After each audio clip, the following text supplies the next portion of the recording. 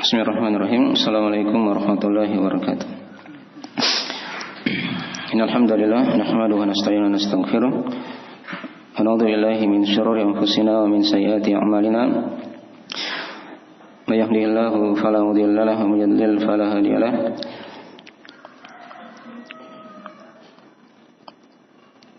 Asyhadu an la ilaha illallah wahdahu la syarika lahu wa asyhadu anna Muhammadan abduhu wa rasuluh. Sallallahu alaihi wa alihi washabihi wa man tabi'ahum bi ihsan ila yaumiddin, amma ba'd. Fa asdaqul hadits kitabullah wa khairal hadi hadi Muhammadin sallallahu alaihi wa alihi wasallam wa syarrul umuri muhdatsatuha fa inna kulla muhdatsatin bid'ah wa kulla bid'atin dhalalah wa kulla dhalalatin finnar. Ma'asyiral ikhwani wa fatihillah, zanillahu wa iyyakum rahimani wa rahimakumullah. Pada pagi hari ini insyaallah ta'ala kita akan membaca 20 prinsip dalam menuntut ilmu. Ya.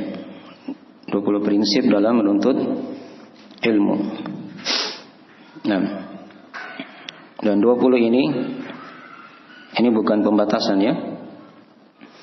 Ya, kalau digali lagi dari prinsip-prinsip dalam belajar itu sangatlah banyak. Sangatlah banyak.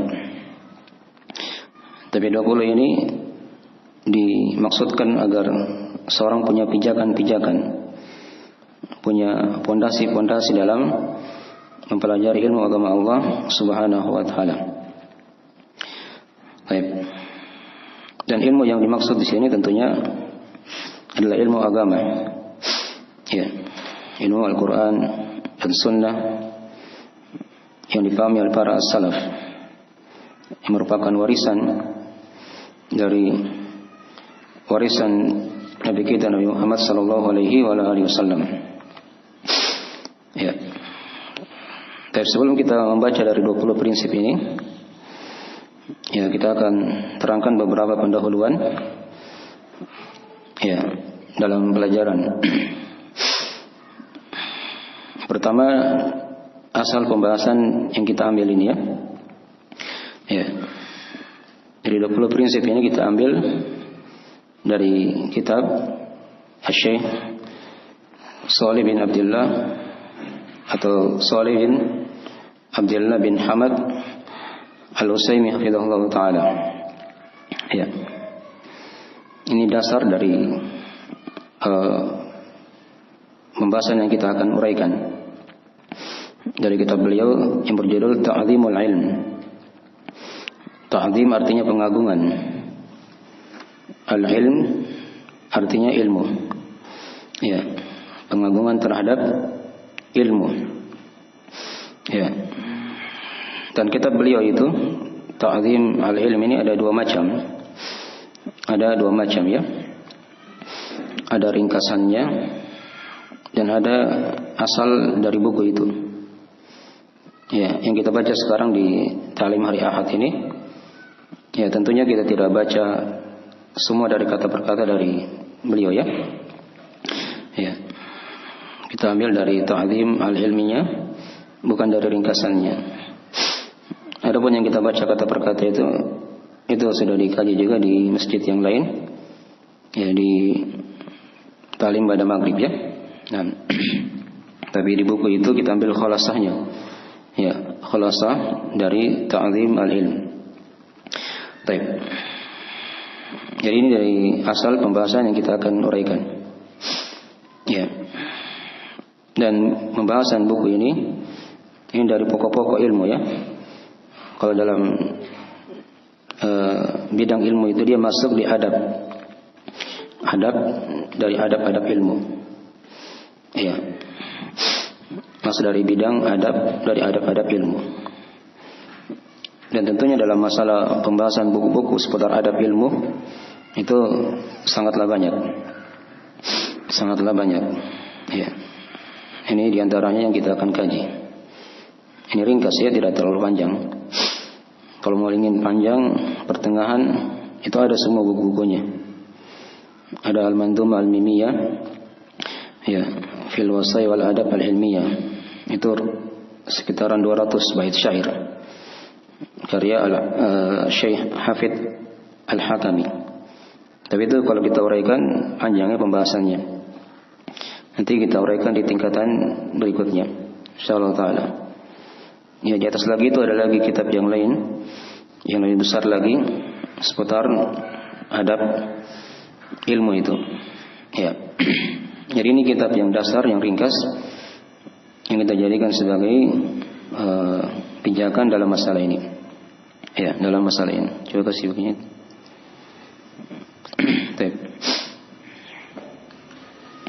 Jadi itu dari asal pembahasan kita ya, di pembahasan untuk materi buku ini.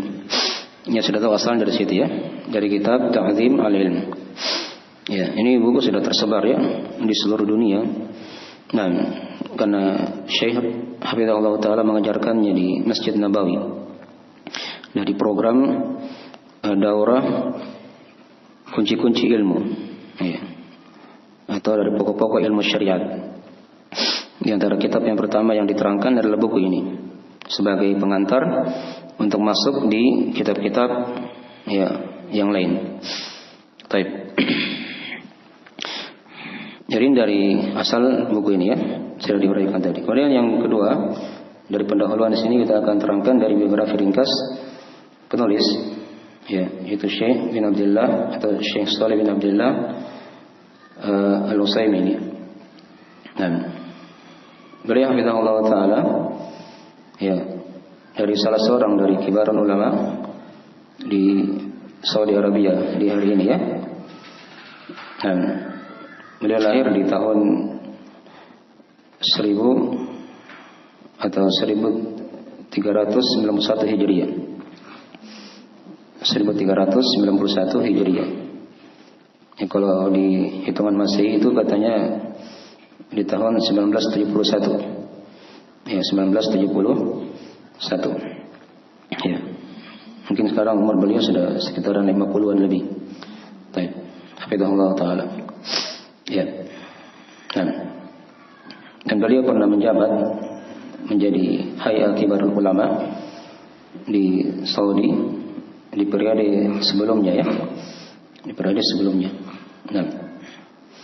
Dan beliau menetap di Riyadh pada hari ini di ibu kota Saudi Arabia. Hanya ada program-program daurah yang diadakan di Masjid Nabawi, di Masjidil Haram, dari pokok-pokok ilmu syariat yang beliau ajarkan ya. Nah. Baik. Mungkin dari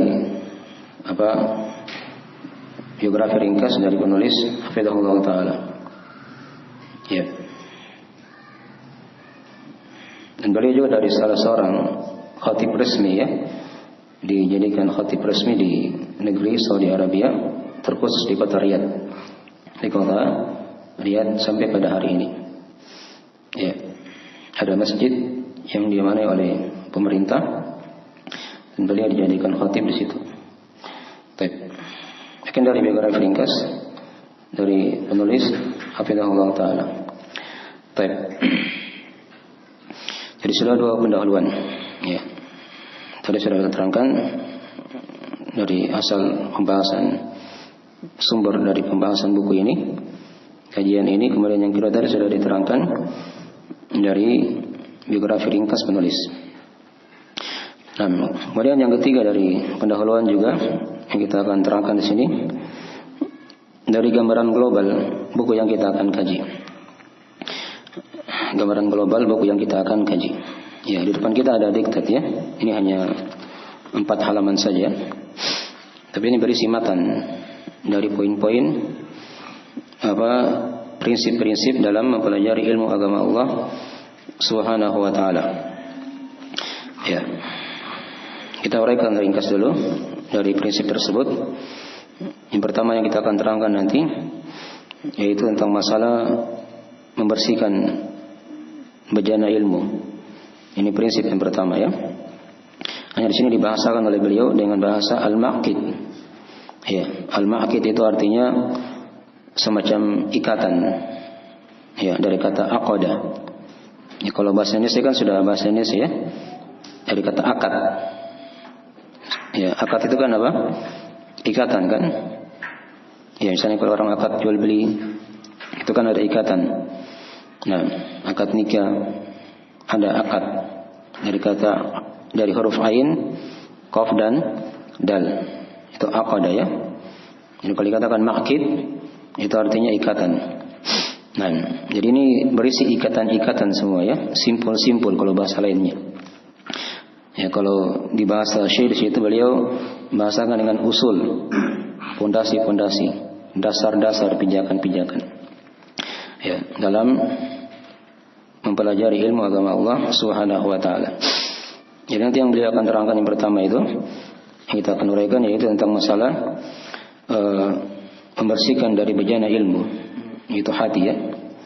Kemudian yang kedua nanti kita akan terangkan dari prinsip juga yaitu mengikhlaskan niat dalam menuntutnya, dalam menuntut ilmu agama. Kemudian yang ketiga dari prinsip juga yang akan diterangkan tentang masalah mengumpulkan tekad jiwa ya di atas ilmu. Yang keempat nanti kita akan terangkan masalah mengarahkan tekad ya dalam ilmu ini. Jadi dia fokuskan kepada ilmu-ilmu Al-Quran dan Sunnah. Kemudian yang kelima dari prinsip yang akan diterangkan juga yaitu menempuh jalan dalam mengantar kepada ilmu itu. Jadi ilmu ini ada jalan-jalannya ya. Ya, kapan dia tempuh jalan-jalan tersebut maka akan dimudahkan oleh Allah Subhanahu wa taala. Dan prinsip yang keenam yang akan diterangkan seputar masalah meragamkan bidang-bidang ilmu. Ya, dalam mengambil dan mendahulukan yang terpenting, ya, kemudian yang penting setelahnya. Ini diantara metode juga dalam belajar ya, nanti akan diterangkan. Dan yang ketujuh nanti dari prinsip, ya, tentang masalah bersegera dalam mempelajari dan memaksimalkan usia muda dan usia remaja. Ya, karena usia-usia muda dan remaja ini dari waktu-waktu yang sangat berharga ya. Bagi orang yang ingin mempelajari ilmu agama Allah Subhanahu wa taala. Nanti akan diterangkan juga bagaimana kalau dia di usia tua dalam belajar itu ada juga metodenya. Kemudian yang kedelapan ya, dari metode juga atau prinsip yang kita akan terangkan seputar masalah ya senantiasa bertahap dalam menuntut ilmu agama dan meninggalkan tergesa-gesa dalam belajar. Ada prinsip yang kesembilan yang akan diterangkan tentang masalah bersabar dalam ilmu, ya, saat mengambilnya dan menyampaikannya. Kemudian yang ke-10 yang akan diterangkan juga dari prinsip, yaitu senantiasa menjaga dari adab ilmu, ya, yang akan diterangkan. Kemudian yang ke-11 dari prinsip juga yang akan diterangkan, yaitu menjaga ilmu terhadap apa yang menjelekkan dari ilmu itu dan apa-apa yang menyelisih dari kehormatan dan yang menyulitkannya, menyusahkannya. Kemudian yang ke-12 dari prinsip yang akan diterangkan tentang masalah memilih sahabat atau teman duduk ya yang soleh untuk ilmu ini. Ya, belajar itu ada teman duduk yang baik. Itu mempengaruhi kadang dari proses belajarnya nanti dalam agama. Kemudian yang ke-13 dari prinsip ya masalah mencurahkan kesungguhan dalam menghafalkan ilmu, mengulanginya dan bertanya tentang ilmu itu kalau ada masalah. Kemudian yang ke-14 yang akan diterangkan nanti masalah memuliakan ahli ilmu dan menghormati mereka. Kemudian yang ke-15 yang akan diterangkan dari prinsip yaitu mengembalikan kerumitan dari ilmu ini kepada ahlinya. Jadi kadang ada sebagian nanti kita akan lewati ya di proses belajar mengajar itu pasti ada hal-hal yang rumit. Ya, ketika dia rumit, jangan dia mundur, tapi dia berusaha untuk bertanya. Nah, Nanti akan diterangkan dari kiat-kiatnya dalam masalah ini ya. Kemudian dari prinsip yang ke-16 akan diterangkan nanti masalah menghormati majelis-majelis ilmu dan memuliakan bejananya. Ya, nanti akan diterangkannya masalah memuliakan bejana itu apanya. Ya, maksud dari bejana majelis ilmu. Kemudian yang ke-17 nanti akan diterangkan tentang masalah pembelaan terhadap ilmu agama. Ya, dia bela begitu ya terhadap ilmu. Dia jaga kemuliaan ilmu. Kemudian yang ke-18 akan diterangkan masalah menjaga diri di dalam bertanya kepada orang yang berilmu. Nanti ada diterangkan adab-adab bertanya. Ya. Yang ke-19 akan diterangkan nanti tentang masalah kecintaan hati terhadap ilmu agama. Ya, di mana hati itu mendominasi. Ya, dari hal tersebut. Dan yang ke-20 nanti kita akan terangkan seputar masalah penjagaan waktu dalam ilmu ya. Nah, dari 20 prinsip secara ringkas yang kita akan terangkan ya di beberapa kajian nanti di hari Ahad ini. Tapi insyaallah taala. Jadi tadi sudah diterangkan dari gambaran global pembahasan yang kita akan kaji. Ya. Kemudian mukadimah yang berikutnya, ini yang keempat ya. Kita akan terangkan tentang masalah manfaat. Apa manfaat seorang dia mempelajari al-maqid al-ilm ini atau maqaid dari ilmu ini. Prinsip-prinsip yang sudah diterangkan tadi, apa manfaatnya? Ya. Di antara manfaatnya boleh terangkan di mukadimah ya. Di antara manfaat dari mempelajari dari maqaid ini, dari prinsip-prinsip ya, yaitu yang paling pokoknya dari maksud tujuan dari beliau mengarang buku ini agar seorang itu bisa mengagungkan ilmu agama. Ya, ini dari maksud ya, agar seorang itu bisa mengagungkan ilmu agama, dibesarkan ilmu, dia muliakan ilmu.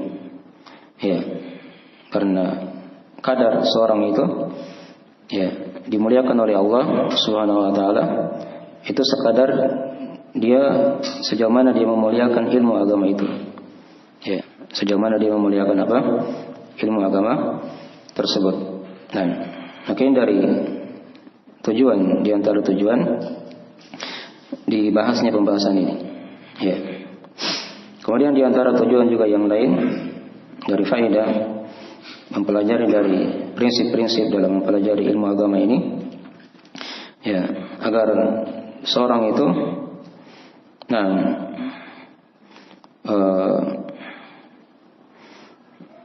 dia bisa dimudahkan oleh Allah dalam belajar, ya, agar dia bisa dimudahkan oleh Allah Subhanahu wa taala dalam mempelajari ilmu agama Allah Subhanahu wa taala. Nah, ya, ini kadang kita lihat ya, kalau misalnya ada yang sulit di pelajaran itu biasa ya, dalam mempelajari ilmu. Tapi jangan jadikan kesulitan itu membuat dia mundur, ya, dari belajar. Itu bukan ciri seorang thalabul ilmu. Ya, ada kesulitan dihadapi. Ya, dia bertanya kalau tidak ada dia tidak paham dari pembahasan itu.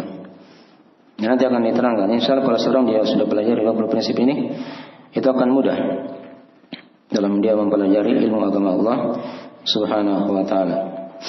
Nah, kemudian dari manfaat juga dari mempelajari ilmu agama atau dalam mempelajari dari prinsip ini, prinsip-prinsip yang akan diterangkan, ya, yang diterangkan oleh Syekh di situ, yaitu agar seorang itu dia mempunyai hati yang luas, ya, meluaskan hati, melapangkan dada untuk menerima apa? Menerima ilmu. Ya. Nah, itu mirip tadi mungkin dengan yang kedua tadi ya. Ya. Nah, dia lapangkan dadanya, dia luaskan hatinya untuk menerima ilmu agama Allah Subhanahu wa taala. Nah, ya. Dan seorang ketika dia telah agungkan ilmu agama ini, itu akan melahirkan banyak manfaat di belakangnya lagi ya, dari adanya cahaya di hati ya. Dan saya sudah diterangkan ya, dari kemudahan dalam mempelajari ilmu, menghilangkan berbagai macam hal-hal yang berat ya, karena hatinya itu sudah apa? Luas dan lapang dalam ilmu ini. Nah, baik. Jadi dari manfaat-manfaat yang sebagai kesimpulan dari pembahasan yang diterangkan oleh beliau di muqaddimah ya. Baik.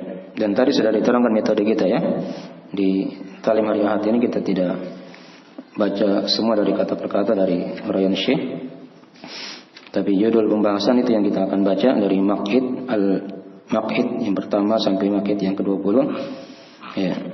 Dan nanti adapun masalah isi dari Maq'id itu kita uraikan semua dari uraian beliau dengan bahasa Indonesia ya, dengan pembahasan yang kita akan kaji di sini. Baik. Kalau misalnya ada kalam ulama dari ulama salaf terdahulu, ya, maka kita akan bacakan insyaallah taala dari apa yang beliau uraikan di situ. Baik. Maka ini dari beberapa pendahuluan dalam menguraikan sebelum masuk di 20 prinsip dalam menuntut ilmu. Nah, dan sekarang kita masuk di prinsip yang pertama. Ya, prinsip yang pertama. Jadi ingat tadi ya, sekali lagi pembahasan kita itu terpusat pada kitab Ta'zim al-Ilm. Ya, kitab Ta'zim al-Ilm. Hanya dia bentuknya ringkasan dengan bahasa Indonesia. Dan juga nanti ada faedah-faedah yang lain kita ambil dari uraian ulama yang lain yang melengkapi pembahasan. Baik. Dikatakan tadi yang pertama di sini al-maq'idul awwal tadhiru wi'a'il ilm. Ya. Jadi prinsip yang pertama atau simpul yang pertama, ikatan yang pertama dalam mengagungkan ilmu agama, yaitu seorang dia membersihkan bejana ilmu. Ya, membersihkan bejana ilmu. Ya, bejana ilmu itu apa? Ya, boleh terangkan di situ ya. Bejana ilmu itu adalah hati. Ya, bejana ilmu itu adalah apa? Hati. Ya. Nah, karena hati ini akan diterangkan nanti ya dari letak pandangan Allah Subhanahu wa taala kepada seorang hamba. Ya. Adapun dasar pijakan dalam masalah ini beliau terangkan di syarah ya. Ya, di antaranya adalah surah Al-Mudaththir. Surah Al-Mudaththir. Di awal-awal surah Al-Mudaththir. Ya ayyuhal mudaththir qum fa'anzir wa rabbaka fakabbir wa thiyabaka fatahhir wa rujza fahjur. Ya. Diterangkan situ kan, wahai orang yang berselimut, ya ayyuhal mudaththir qum fa'anzir. Ya. Nah, bangkitlah kamu dan berikanlah peringatan. Qum fa'anzir wa rabbaka fakabbir, dan Rabbmu besarkanlah, agungkanlah. Ya. Nah, wa thiyabaka fatahhir, dan pakaianmu sucikanlah. Wa rujza fahjur, dan rijis ya, berhala maka jauhilah. Nah, ya, situ dikatakan di fokus di perkataan di firman Allah Taala wa thiyabaka fatahhir. Ya, dan pakaianmu sucikanlah. Nah, apa di sini maksud pakaian? Ya, mayoritas ulama di tafsir dinukil oleh Imam Ibnu Jarir At-Tabari rahimahullah taala. Di sini pakaian dia bermakna pakaian maknawi. Ya, bermakna pakaian maknawi. Ya, yaitu hati. Nah, di penafsiran kalau kita baca tafsirnya, ini banyak, ada sekitaran 8 penafsiran di situ ya. Ya. Ada yang mengatakan amalanmu sucikanlah. Ada yang mengatakan sucikanlah agamamu, ya, sucikanlah hatimu. Ya. Yang jelas dia perputarannya kepada makna-makna, kepada ma'ani, kepada hal yang makna begitu, bukan pada hal yang terlihat. Walaupun thiyab dimaklumi kan, thiyab itu kan artinya pakaian, ya, pakaian. Dan memang juga dari sebagian ulama yang menafsirkan di sini sucikanlah pakaianmu, yaitu pakaian yang zahir, yang terlihat. Tapi kebanyakan ulama yang sudah diterangkan tadi ya, di sini pakaian dia bermakna amalan, bermakna agama, bermakna hati.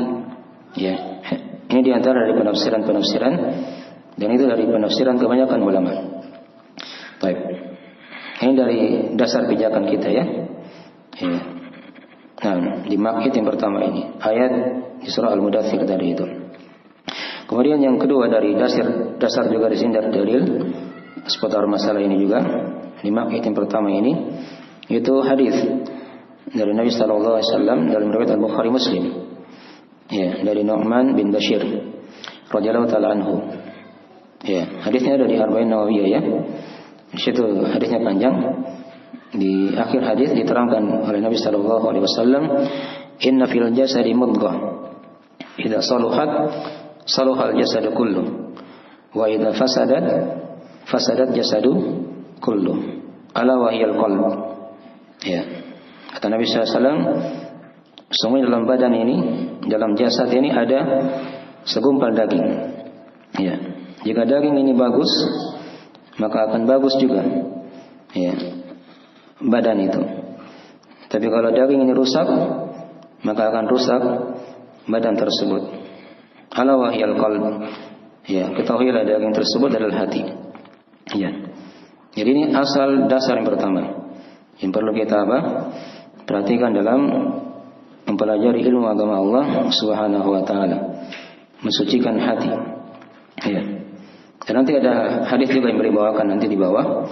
Dari makkit yang pertama ini adalah hadis riwayat Imam Muslim dari Abu Hurairah radhiyallahu taala anhu, di mana kata Nabi sallallahu alaihi wasallam, "Dan innallaha la yanzuru ila suwarikum wa amwalikum, walakin yanzuru ila qulubikum wa a'malikum." Ya. Sesungguhnya Allah tidaklah melihat kepada bentuk-bentuk kalian dan kepada harta-harta kalian, tapi Allah melihat kepada hati-hati kalian dan amalan-amalan kalian. Jadi letak pandangan Allah itu tertuju pada dua perkara, pada hati, ya, dan pada apa? Pada amalan. Nah, di mana dua perkara ini dari ciri orang yang bertakwa, dari ciri orang yang bertakwa. Ya, ketika baik hatinya dan juga baik amalannya. Kalau sudah baik hati, baik amalan, maka akan dimudahkan oleh Allah Subhanahu wa taala untuk mempelajari ilmu agama Allah. Ya. Itu kan ada ayat dalam Al-Qur'anul Karim, "Wattaqullaha wa yu'allimukumullah." Bertakwalah kalian kepada Allah. Di antara faedah takwa adalah apa? Wa yu'allimukumullah. Allah akan mengajari kalian. Ya, akan mengajari kalian. Ya, makanya di antara sebagian adillah ya. Jadi diperhatikan di sini ya, Syarah juga tadi diterangkan di pendahuluan dari setiap makkit yang akan diterangkan di sini 20 prinsip ini semua ada dasarnya dari Al-Qur'an atau hadis. Ya, dan dari athar para ulama as-salaf. Ya, jadi setiap makkit kita akan terangkan ayat dan hadisnya serta dari athar-athar para ulama. Dan itu akan mewarnai dari pembahasan prinsip-prinsip yang kita akan baca dari tulisan beliau hafizahullah taala. Tapi yang tadi sudah kita terangkan satu ayat dan dua hadis. Itu cukup ya. Kita tidak terlalu banyak terangkan adilah-adilah yang lainnya. Ya. Nah. Baik, itu di pembahasan pertama ya, di makkit yang pertama ini. Itu dasar pijakan dalil tentang pensucian dari bejana ilmu ini, yaitu hati. Ya. Nah. Baik. Ya, boleh terangkan di situ ya. Bejana ilmu ini adalah hati. Ya, karena itu dia perlu wajib untuk dijaga, dibersihkan. Nah, karena kapan dia bersih, maka akan bersih juga ilmu yang akan dituangkan di situ. Tapi kapan dia kotor, maka akan kotor juga bercampur kotoran dari ilmu yang akan dituangkan di situ. Bagaikan air kan, mau dituang di bejana. Jadi kalau bejananya bersih, maka ini akan membersihkan air itu, bisa untuk diminum. Tapi kalau bejananya sudah kotor, ya belum dibersihkan, dituangkan ilmu, ya atau air tadi itu, maka air itu akan bercampur dengan kotoran dan dia tidak bisa untuk diminum. Baik, mungkin di antara dari penggambarannya dalam masalah itu, ya. Nah, kemudian juga beliau terangkan juga di antara permisalan, ya, kenapa ilmu ini diibaratkan bagaikan bejana. Di sebagian dari perkataan beliau juga di makkit yang pertama ini, ya, ilmu itu ini sebagai bahan perumpamaan, ya. Jadi tadi kan dikatakan ilmu itu bagaikan apa? Air yang dituangkan dalam bejana. Nah, ada perumpamaan yang lain juga yang semakin memperjelas dari pembahasan ini, ya. Ya, diterangkan di situ juga kalau kata beliau, ya, ilmu itu bagaikan nur al-misbah. Ya. Cahaya Cahaya lampu. Nah, cahaya lampu. Ya. Kalau misalnya kaca dari cahaya itu bersih, maka cahaya lampu itu akan akan terang. Nah, tapi kalau cahayanya atau kacanya sudah banyak kotorannya misalnya, maka cahaya juga yang akan lahir di situ akan, ya, kabur juga, akan tidak jelas. Ya, mungkin di masa dahulu kita belum ada lampu listrik, ya. Mungkin dulu kadang orang pakai lampu lampu api itu yang minyak. Ya, itu kan dibersihkan terus itu kacanya kan. Kalau yang umurnya panjang, ya, mungkin dia masih dapat zaman seperti itu dulu. Ya, karena kapan tidak bersih tidak akan terang ruangannya dengan lampu itu. Ya, kalau lampunya sudah hitam-hitam, kacanya sudah hitam, maka akan gelap juga di situ ruangan yang ada di situ. Nah, seperti itu juga hati. Ya, jadi hati itu bagaikan kaca tadi. Ya, lentera. Ilmu ini kan bagaikan cahaya. Kapan dia masuk di sebuah lentera tadi itu, kalau bersih, maka akan bersih juga, akan semakin besar juga cahayanya. Nah, tapi kalau sudah kotor kacanya, maka ini juga akan mempengaruhi dari cahaya dari yang tersebar nanti di situ. Itu dari beberapa dari permisalan-permisalannya yang akan mendekatkan pemahaman. Baik. Berikutnya beliau terangkan di sini dari pembahasan juga, ya, seputar bagaimana seorang itu dia mensucikan hatinya. Ini dari pembahasan yang penting sebenarnya di sini, ya, yang kita akan terangkan. Ya. Nah, baik. Satu lagi saya lupa, ya. Ini bagus juga kita berikan perumpamaan juga dari kalam beliau di sini, ya. Ini sudah 3 perumpamaan, ya. Tadi ilmu diibaratkan bagaimana tadi? Air, ya, yang dituangkan dalam bejana. Ya, 1. Yang kedua, ilmu bagaikan cahaya, ya, yang menyinari, ya, lampu tadi, ya, diberikan perumpamaan. Kemudian yang ketiga di sini juga ada perumpamaan yang bagus dari beliau. Kata beliau, al-ilmu, ya, jauharun latifun la yasluhu illa liqalbin nadhif. Ya, ilmu itu bagaikan permata. Ya, permata yang sangat lembut. Nah, yang dia tidak akan masuk kecuali ke dalam hati yang bersih. Ya, ke dalam hati yang yang bersih. Ya, coba kita mungkin lihat permata, ya. Ya, permata anggaplah seperti berlian atau yang semisalnya seperti itu. Ya, seorang kan kalau dia punya permata, punya berlian, pasti dia akan simpan di tempat yang yang bagus. Ya, tak mungkin dia simpan sembarangan. Ya, di tempat yang kotor, tapi dia jaga kebersihannya. Ya, itu kan kalau seorang punya benda yang berharga seperti itu, ya. Dia punya emas misalnya, atau punya perak.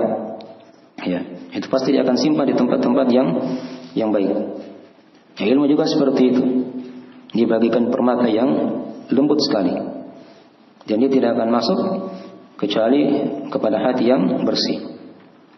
Ya, ini 3 perumpamaan cukup, ya, yang menjelaskan akan, Ya, wajibnya seorang itu dia sucikan hatinya. Nah, ini kalau hal ini sudah ditahu, kita masuk di pembahasan yang berikutnya. Ya, tentang masalah bagaimana cara mensucikan hati itu. Bagaimana cara mensucikan apa? Hati. Ya, kata beliau di situ diterangkan, kata beliau wa taharatul qalbi tarji'u ila aslaini azimaini. Ya. Kesucian hati itu akan kembali kepada dua asal yang sangat besar. Nah, yang pertama kata beliau ahaduhuma taharatuhu min najasati asyubhat wal akhar taharatuhu min najasati asyahwat. Ya. Kesucian hati itu dengan dua perkara. Ini dua pokok kesucian hati ya. Yang pertama kesuciannya dari najis syubhat.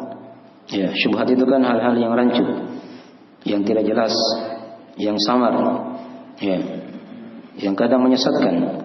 Nah, kemudian yang kedua kesuciannya dari najis syahwat. Ya, syahwat itu kan ada dua macam ya. Ada syahwat yang dia mungkin dari asal tabiatnya dia punya syahwat, punya keinginan, tapi ini tidak melanggar syariat, itu tidak ada masalah. Tapi kalau syahwat yang melanggar syariat, itu yang wajib kita apa? Sucikan di sini.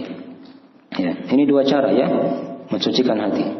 Ya, mensucikannya dari apa? Najis syubhat, ada penyakit syubhat, dan yang kedua mensucikannya dari penyakit apa? Syahwat. Ya, penyakit apa? Syahwat. Ya, kalau ini suci, maka kalau ini hilang, ada syubhat atau syahwat, syahwat tadi ya, maksudnya yang melanggar syariat ya. Ya, maka ini dari hal yang apa?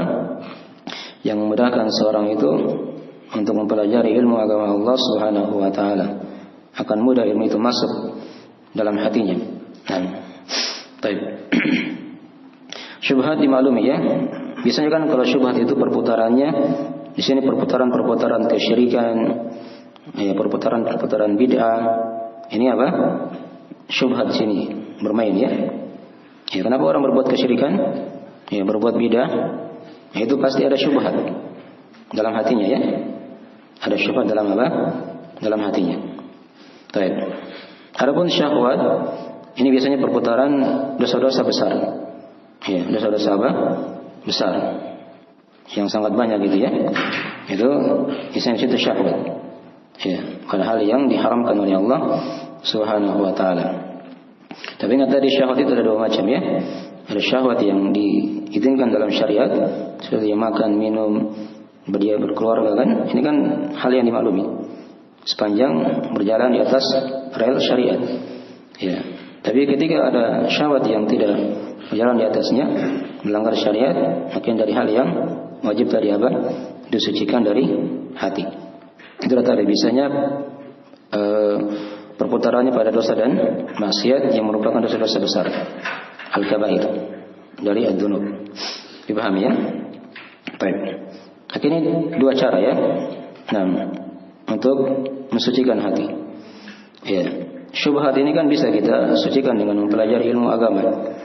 Inilah gunanya kita belajar. Dipelajari ilmu tauhid, ya, ilmu akidah. Nah, dia berpegang teguh dengan sunnah Rasulullah SAW, kokoh di atas sunnah. Ini akan terhindar dari kesyirikan dan bid'ah tadi itu. Ya. Adapun kalau syahwat, ini kan diterangkan dalam Al-Quran Al-Karim, itu dihadapi dengan kesabaran. Ya, dihadapi dengan apa? Dengan kesabaran. Dan senjata syaitan, ini diingat ya, ini dua senjata syaitan ini tidak akan keluar di sini. Syaitan menyerang manusia itu dari dua ini saja. Dari dua arah. Dari arah syubhat dan dari arah apa? Syahwat. Seluruh kejelekan di muka bumi ini perputarannya di situ.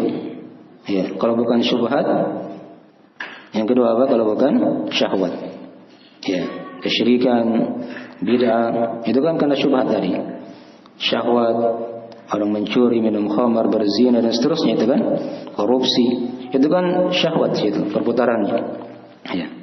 Dan syaitan seperti itu memang menyerang dari dua arah ini, dari dua arah yang sudah diterangkan tadi. Baik. Maka ini dari dua ya cara untuk mensucikan hati. Dua perkara ini diterangkan dalam Al-Qur'anul Karim. Ya. Di akhir surah As-Sajdah. Ya, di akhir surah apa? As-Sajdah. Diterangkan oleh Allah Subhanahu wa taala, "Wa ja'alna minhum a'immatan yahduna bi amrina lamma sabaru wa kanu bi ayatina yuqinun." Ya.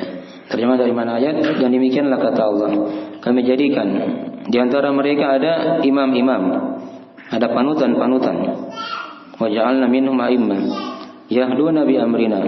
Mereka memberi petunjuk dengan perkara kami. Ya, perhatikan cara mereka memberi petunjuk. Lamma sabaru wa kanu bi ayatina yuqinun. Tatkala mereka bersabar dan mereka yakin terhadap ayat-ayat kami. Itulah tadi kesabaran itu, ini senjata untuk menghadapi apa? Godaan syaitan dari sisi syahwat. Ya. Adapun keyakinan terhadap ayat-ayat Allah, ini senjata yang digunakan untuk menghadapi syaitan dari sisi apa? Syubhat. Ya, dipaham ya? Dengan itulah seorang mendapatkan ya dari keimaman dalam agama. Baik. Ya, ini dari pembahasan ya yang diterangkan di makkit yang pertama ini. Cara mensucikan hati tadi yang sudah diterangkan kembali kepada dua perkara. Ya, baik.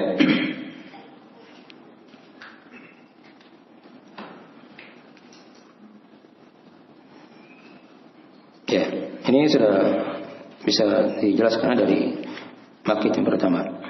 Terus sekarang kita lihat dari sebagian dari kalam as-salaf ya. Ini pembahasan berikutnya. Nah, dari kebiasaan beliau di sini, di setiap makkit yang akan diterangkan, ya beliau bawakan dalil, kemudian pokok pembahasan yang akan diuraikan tadi, kata dia cara mensucikan hati, dan kadang juga diterangkan di situ dari athar para as-salaf, athar para ulama as-salaf tentang masalah pensucian hati ini. Ya, di setiap makkit akan diterangkan dari athar para ulama as-salaf. Baik. Di sini beliau terangkan di antaranya, beliau bawakan di sini dari kalam Sahal bin Abdullah ya, At-Tustari rahimahullahu taala. Ini salah seorang ulama Ahlussunnah yang hidup di abad ketiga Hijriah. Hidup di abad ketiga Hijriah. Mungkin kalau zamannya itu di bawah tabi'ut tabi'in. Ya, di bawah tabi'ut tabi'in. Baik. Kata beliau rahimahullah taala, haramun ala qalbin nam ay yadkhulahu an-nur wa fihi syai'un mimma yaqrahu Allah azza wa jalla. Ya. Kata Sa'ad bin Abdullah At-Tustari rahimahullah, haram atas hati ya dimasuki oleh cahaya. Ini cahaya tadi sudah diterangkan ya. Itu apa tadi? Ilmu. Nah, dimasuki oleh ilmu atau cahaya. Sedangkan di hati itu ada sesuatu yang dibenci oleh Allah Subhanahu wa taala. Yang dibenci oleh Allah Azza wa Jalla. Dipahami ya? Nah. Maka ini dari hal yang memperjelas tadi ya, dari apa yang sudah diterangkan. Ya. Jadi sucikan hati dari penyakit syubhat, dari penyakit syahwat. Dengan ini akan mudah cahaya itu masuk ya dalam hati seorang hamba. Ya, dan juga ada perkataan yang bagus dari Imam Asy-Syafi'i rahimahullah taala. Ya. Beliau namanya Muhammad bin Idris Asy-Syafi'i rahimahullah taala. Beliau pernah mengeluhkan jeleknya hafalannya kepada guru beliau yaitu Waqi'. Ya. Kata beliau rahimahullah taala, "Syakautu ila Waqi' su'a hifdhi fa arsyadani ila tarkil ma'asi." Wa qala innal ilma nurun. Di sebagian riwayat dikatakan fa akhbarani bi anna al-ilma nurun. Ya, wa nurullahi la yuhda lil 'asi. Ya. Kata beliau, kata Imam Asy-Syafi'i rahimahullah taala, syakautu ila Waqi'. Aku telah keluhkan kepada Waqi'. Ya. Guru beliau rahimahullah ya, akan jeleknya hafalanku. Jadi Imam Syafi'i juga pernah merasakan jeleknya hafalan. Ya, ketika itu ya. Maka kata Imam Syafi'i, fa arsyadani ila tarkil ma'asi.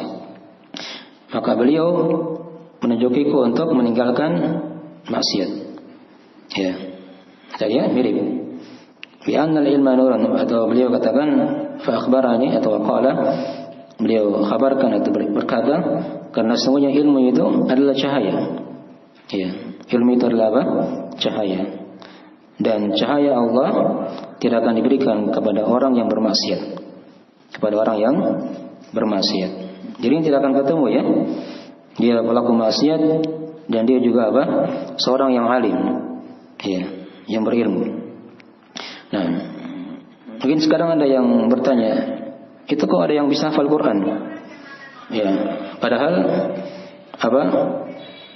Dia berbuat dosa dan maksiat. Ya, kok bisa hafal Quran? Ya, ini banyak jawaban-jawabannya kalau ingin diterangkan ya. Nah, jangan tertipu dengan hafalan Al-Quran. Ya, kalau dia hanya sekedar hafal saja, tapi dia tidak paham, itu bukanlah hal yang apa? Yang baik. Ya, seorang itu ketika dihafal Quran, ayat yang dia baca dan dia pahami apa maknanya. Ya, karena ada di antara orang-orang dia hafal Quran, tapi ketika dia berbuat dosa dan maksiat, dia diharamkan oleh Allah untuk memahami dari ma'ani Al-Quran tersebut. Ya. Diharamkan oleh Allah untuk apa? Memahami makna dari Al-Quran tersebut. Ya, beliau bawakan situ di antara contohnya di syarah adalah dalilnya adalah surah Al-A'raf ayat 146. Al-A'raf ayat 146. Diterangkan oleh Allah Subhanahu wa taala, "Sa'asrifu an ayati alladziina yatakabbaruna fil ardi bighairil haqq." Ya, kata Allah, dan aku akan palingkan dari orang-orang yang takabbur, ya, bersombong terhadap ayat-ayatku. Tanpa hak. Ya, jadi mungkin dia tidak dibuat susah menghafal Qurannya, tapi dia dibuat susah untuk memahami apa dari mana Al-Quran tersebut. Dari mana Al-Quran tersebut. Ya, dan ini kita lihat banyak orang seperti ini ya. Nah, jadi bukan patokan di hafalan. Memang betul di antara dari metode nanti kita akan terangkan juga dalam mempelajari ilmu itu dihafal. Ya, tapi itu bukan dari tahap yang terakhir. Ini baru tahap awal-awal. Dia pahami, kemudian dia hafal, kemudian dia amalkan. Ya, begitu ya. Itu ada tahap-tahapnya. Ada jenjang-jenjang dalam masalah ini. Baik. Mungkin dari sebagian pembahasan-pembahasan yang bisa diterangkan di maqid yang pertama ini. Ya.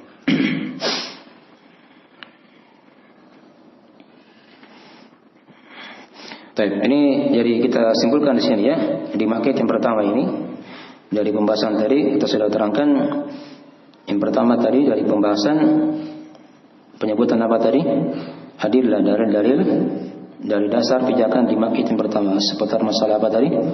Pensucian hati atau pensucian bejana ilmu, yaitu apa? Hati. Tadi sudah kita terangkan satu ayat dan dua apa? Dua hadis. Dipahami ya? Surah Al-Mudaththir. Dan yang pertama tadi situ, yang kedua dari riwayat Al-Bukhari Muslim hadis, dan yang ketiga hadis riwayat Imam Muslim. Ya, baik. Kemudian yang kedua tadi dari pembahasan yang sudah diterangkan di sini masalah perumpamaan yang diterangkan oleh Syekh. Jadi ilmu itu bagaikan air yang dituangkan di bejana. Ilmu itu bagaikan apa? Cahaya yang menerangi lampu. Ya. Ilmu itu bagaikan mutiara, permata, ya, yang sangat lembut. Dipahami ya? Itu dijaga seperti itu ya. Kemudian dari yang ketiga dari pembahasan bagaimana cara kita mensucikan apa? Hati itu. Ya. Dan perlu diingat sini sekaligus tadi ditaruh sini penyakit hati. Jadi penyakit hati itu kata Ibnu Qayyim rahimahullah taala berputar pada tiga perkara. Pada tiga perkara ini boleh terangkan di Al-Fawaid ya. Nah, jadi najis penyakit hati itu ada tiga. Yang pertama najis kesyirikan, yang kedua najis bid'ah, dan yang ketiga najis apa? Maksiat. Itu aja dari najis yang menjangkiti hati seorang hamba. Ya. Nah, tadi kan sudah diterangkan di situ. Syekh di situ bawakan dengan bahasa yang lain. Kesucian hati itu disucikan dari syubhat. Ya, setelah tadi akan hilang apa? Kesyirikan dan Bid'ah. Dan yang kedua tadi kesucian hati dengan apa? Dari apa? Syahwat. Itulah tadi najis, penyakit, maksiat. Dipahami ya? Baik. Nah, itu kesimpulan-kesimpulannya. Kemudian tadi sudah diterangkan juga dari sebagian athar para as-salaf ya, dalam masalah itu sudah kita bacakan dari perkataan siapa tadi? Sahal bin Abdullah At-Tustari rahimahullah taala tentang haramnya ilmu itu masuk ke dalam hati yang ada hal yang dibenci oleh Allah Subhanahu wa taala. Dan tadi sudah kita bacakan juga athar yang kedua dari athar Imam Asy-Syafi'i rahimahullah taala yang mengeluhkan jeleknya hafalannya kepada siapa? Waqi'. Dan gurunya mengajari beliau untuk meninggalkan dosa dan maksiat. Ya, karena ilmu itu akan masuk ketika seorang dia meninggalkan apa? Dosa dan maksiat. Baik. Mungkin dari sebagian pembahasan di maqid yang pertama. Baik. Bagaimana maqid yang kedua kita baca atau sudah jam 10 lewat ya? Dari saya terlambat masuk. Ya mungkin saya kira dulu ya gini. Tadi saya kira bisa kita baca 2 maqid ya. Tapi mungkin tadi karena ada pendahuluan. Nanti maqid yang kedua kita akan terangkan insyaallah taala nanti di pada sesi yang berikutnya ya. Silakan kalau ada yang mau ditanyakan dikirim aja di grup ya kalau akhwat. Kalau ikhwat silakan kalau ada yang mau bertanya. Ya nanti berikutnya kalau waktunya bisa panjang kita baca 2 maqid ya di setiap kali pertemuan insyaallah taala. Ya. Dan metodenya kayak tadi ya, kita hanya uraikan ringkas. Karena kalau kita baca kata per kata dari uraian beliau ini panjang ya. Ya.